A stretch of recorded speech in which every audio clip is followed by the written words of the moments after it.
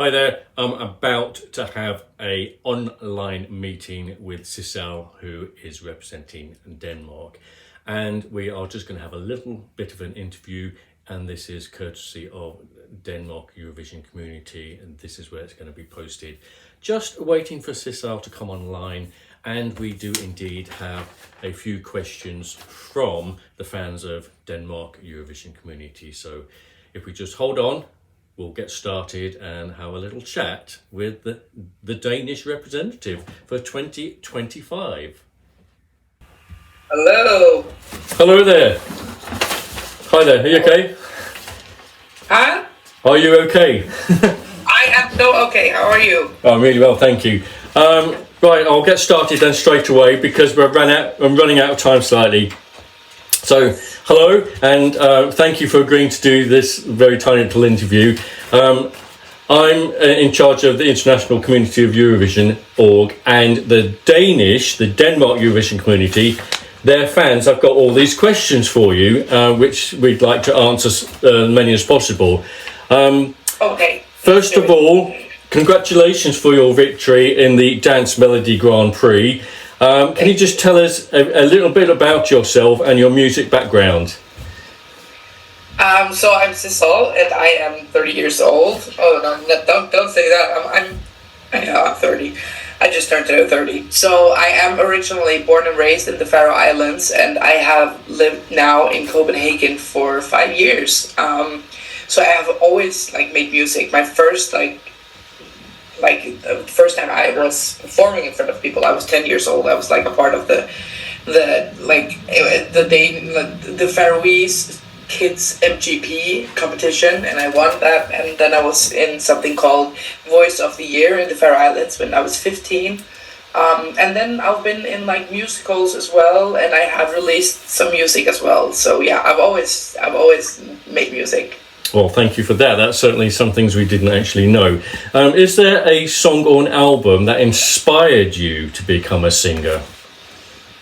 Like a specific one? Yeah, anything that made you think, I'd want to do this? I mean, I think a lot of kids have this thing when they grow up, when they see these people standing on stage and they're like, oh, I want to be a pop star. And I think I thought of that as I have always had this diva complex in me. So I didn't want to be in a choir because I wanted to have the solos. I wanted to sing alone, and I wanted the spotlight. Right. So I think there has been a lot of artists that have inspired me in music. I was the biggest Beyonce fan growing up, the biggest. I'm still a fan, but I just don't. I haven't actually listened that much to the two last albums of hers, but I've always been a huge fan of her, and Rihanna as well, the biggest pop stars of all time, basically. But I wouldn't say there's one specific one. I think there's just a lot of great women, female artists out there. Well, jolly good. Well, you've actually answered the next question from another member, fan, and where is it? Oh, I can't see it now. Have you always dreamed of participating in such a big music competition such as DMGP and Eurovision? Well, you've just answered that really, because you wanted the spotlight. You always wanted to be on stage, so I presume that's a yes. So how are you? And specifically Eurovision. I have always watched Eurovision since I was a little kid. I always watched also the children's version in Denmark, and the children's Eurovision as well. So it has always been a tradition for me and my friends and family to watch it every year. And I always said the day that I feel I have a song that could win the Danish Melody Grand Prix, I wanted to participate, and that's what I did. I waited. Brilliant. Well, it's happening. Another question: how much have you yourself decided when it comes to your stage show and outfits? How much? Okay, you have to say that again. I didn't hear all of that. Have you decided what you're going to wear and how the stage show would be? I mean, I chose the first outfit, and everybody hated it. So, surprise! I chose it again. But there is a but. I have had some inspirations, but we have a whole a huge team behind this now, because we are getting desperate at this point, basically. So we have like the best designer and the stylist as well, who have like drawn like new costumes as well. But it will be something completely different. It will be like a bodysuit, but it will be a lot of other things like that are also like in a much cooler way. It won't look like a bathing suit. That's what I'm gonna say. Whatever, or like a leotard for gymnastics. Yes. It's not gonna look like that, but it's not gonna be green either. So yeah, because we have heard that it was announced that some people's stage shows and outfits have got to be changed. So another thing at the end of that question, that the person would like to know: are you allowed to keep the costumes? I am allowed, definitely. I mean, mine isn't that sexualized. I mean, there's no boobs out. There's only a little bit of ass, and I don't have that much ass, so it's not like that bad. And I'm like, God, just get to enjoy a little bit of booty, like to appreciate it. But yeah, but I would be able to have it on as like again. But I don't think it didn't. I think there was like this thing. Like I think the outfit was great, but altogether it didn't work. It didn't work together. There was no red thread throughout the visuals, like the staging and the outfit. So everything has to play a role together this time. So it didn't work in this scenario. But I will probably bring it for a pre-fest. I'm just saying, pre-party. Somebody here, I don't know whether they're from the Faroe Islands, but they're asking, are you going to be making a Faroese translation of Hallucination? Oh, hell no. Oh, hell no. That's way too hard. I mean, I would even have a hard time making it in Danish. Hallucination. Like, no, I wouldn't. I have actually never made like music in Faroese. I have always made English or in the English language. I have done some Danish songs as well. But I love Faroese songs in the Faroese language, but it's such a small crowd. It's like we have 54,000 people, and like that's not a lot. And I know there are some big artists from the Faroe Islands. For example, we have Ivor, who sings in Faroese, but she's just like 1 out of 54. Like it's hard. Okay. The next question that has been given to us is: are you surprised by how large the DMGP and Eurovision fandom is, or are you now just getting to realise that you're involved in something that is massive? Did you already know how big the fan base is in Eurovision? So as I said, I have always been a fan myself, but I have never been a part of like a fan community. I've just been one of those who watch it at home with friends. So I was definitely pleasantly surprised. I was like really like, whoa, like people are paying to meet me. Like what is going on? It's so cool and people are so nice. Like I think this is the most positive community that I have ever met. I can't imagine another community that is like this uplifting, even if it was bad. Like they're like, oh, you're so great. Like they always have something positive to say. And you know, it's so many gays and the gays are just so happy. Like how can you not be happy when you meet one of those? Like, oh my God, it's the best. And I think also like in Denmark here, there's a lot of people who are not happy with me winning because I didn't win the televoting.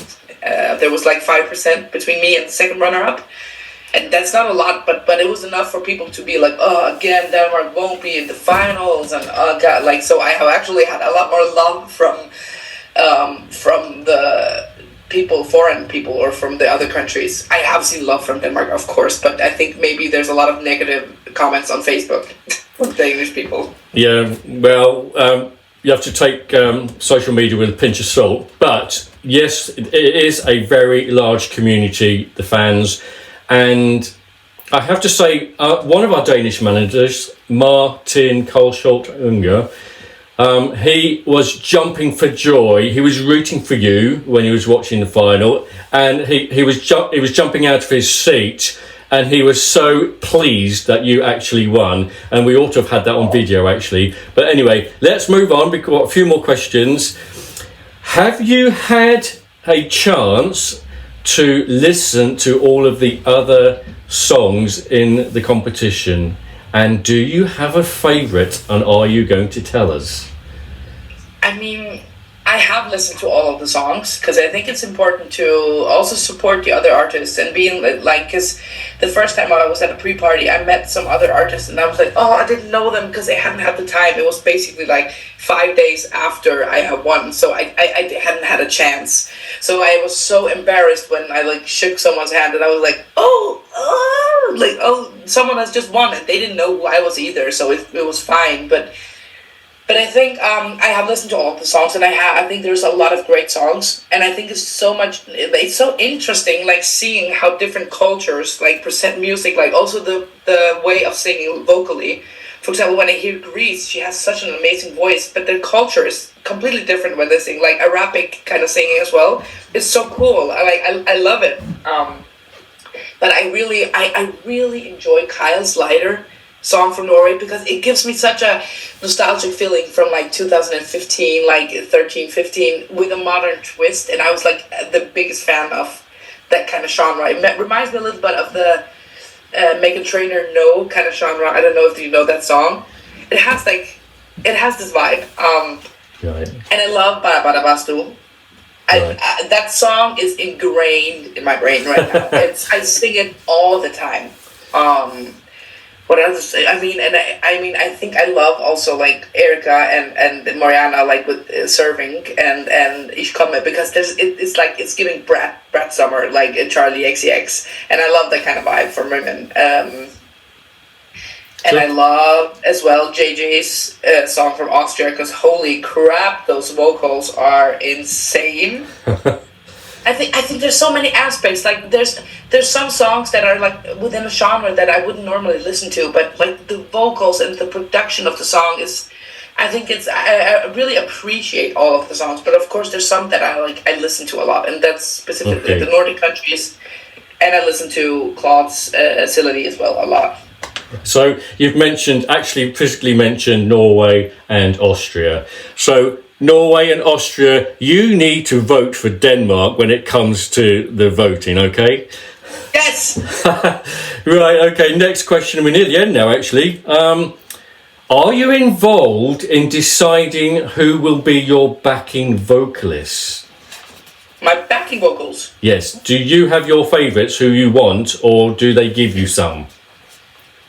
I actually don't know how that works, because we were talking around, like, we were talking about if it's even gonna be some backing vocalists. I don't know yet, but if there will be, it will definitely be Linnea and Melanie. They made the backing vocals on the song, and they're like legends and icons in like Eurovision context. And I think definitely they would be the ones making the backing vocals. I would guess.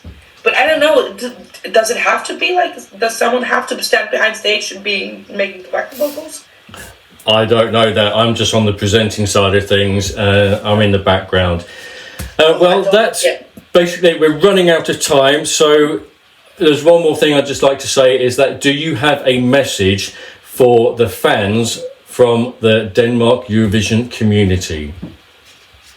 Yeah, I would just love to say, like, thank you so much for all of your love and support. I am so beyond, like, honored, and I feel so, I don't know, like, blessed. I'm not even, like, I'm lost for words when I meet all of these great people, and I love the community as well. Like, I'm gonna be one of those in that community after this. Like, I know about this now, because I didn't know that it was this big. And I just want to say thank you so much for all the love and support and listening to my song, and I thank you. I am beyond words. Yeah. Jolly good. Well, thank you very much. You do realise that your life has now changed because you're now involved in Eurovision. So jolly good. Do you think this will affect your career? Has it given it a boost? Yeah, definitely. It already has. Like, I think also, like, my goal was just getting my vocals out there. Also, maybe some other producers be like, oh, I want to work with those vocals or something. Like, it hasn't, yeah, it definitely already has, like, changed my career, definitely. And I hope to build, like, keep making music and maybe, like, have some concerts as well, playing at festivals and stuff like that. So I would love that. Well, thank you very much for giving us a few moments of your time in answering your fans' questions. That's information which they wanted to know. We're going to get this translated into Danish, into German. Obviously, it's in English already, so we can publish your results, your answers, so that all the fans can actually hear what you had to say. Thank you very, very much. I hope to see you in Basel myself. I'll say hello. Yes. So thank you very much. Of course. Thank you for having me. Cheers.